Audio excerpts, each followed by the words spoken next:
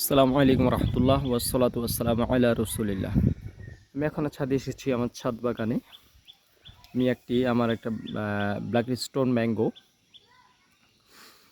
একটি আম গাছের আমি যে কাটিং করেছি, হ্যাঁ, এই কাটিংটা একটু দেখাবো যে এভাবে কাটিং করলে গাছটা যে ভবিষ্যতে একটা গ্রোথ হবে সেটা খুব জোপালো গ্রোথ হবে এবং কি এতে প্রচুর পরিমাণে আম আসবে। তো দেখুন আমি কিভাবে আমার এই ব্ল্যাক স্টোন ম্যাঙ্গো আম গাছটির কাটিং করেছি, যে দেখাচ্ছি একটু খেয়াল করুন। এই যে এখানে এই যে এই ঢালের মধ্যে এমনভাবে কাটিং করেছি, তিনটা আসছে, তিনটা ঢাল আসছে। এটা তো দেখুন এই যে এখানে একটা দুইটা তিনটা, হ্যাঁ, এটা তো দেখুন, এটা দুইটা রাখার মতো পারফেক্ট, এই জন্য দুটো রেখেছি। এবং কি এটা তো দেখুন স্কুটে যে এটা তো তিনটা, এক দুই তিনটা, হ্যাঁ। এভাবে কাটিং করলে কি হবে, গাছটার ফিউচার খুব বেটার হবে, হ্যাঁ। দেখুন এটা তো একটা দুইটা তিনটা, হ্যাঁ, এই যে তিনটা, পাশাপাশি এটা তো রেখেছি এক দুই আর নিচে একটা, তিনটা রেখেছি, হ্যাঁ।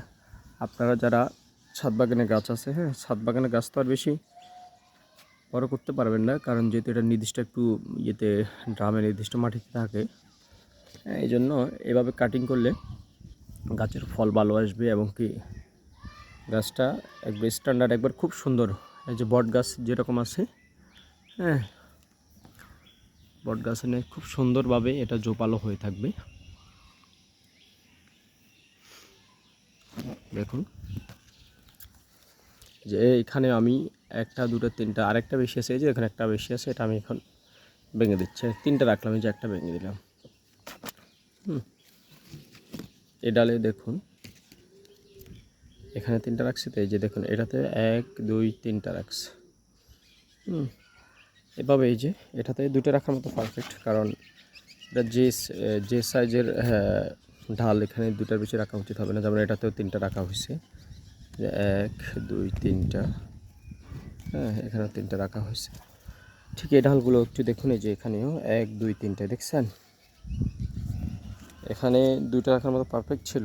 এই যে এটাতে দুটো রেখেছি, আর এখানে একটা আছে, এটা দেখা যাবে এটা হচ্ছে ইন ফিউচারে রাখা যায় কিনা, না রাখতে যদি দেখা যাচ্ছে যে এইগুলোর উপরে এফেক্ট আসতে পারে, হ্যাঁ, তাহলে এটা হয়তো আমরা ভেঙে ফেলবো। তো ধন্যবাদ। আপনারা যারা ছাদ বাগানে বিশেষ করে আম গাছ আছে, হ্যাঁ, আম গাছের কাটিংগুলো এভাবেই করবেন, তাহলে দেখবেন যে এই আম গাছটা ভবিষ্যতে খুব সুন্দর জোপালো হবে, হ্যাঁ। দেখুন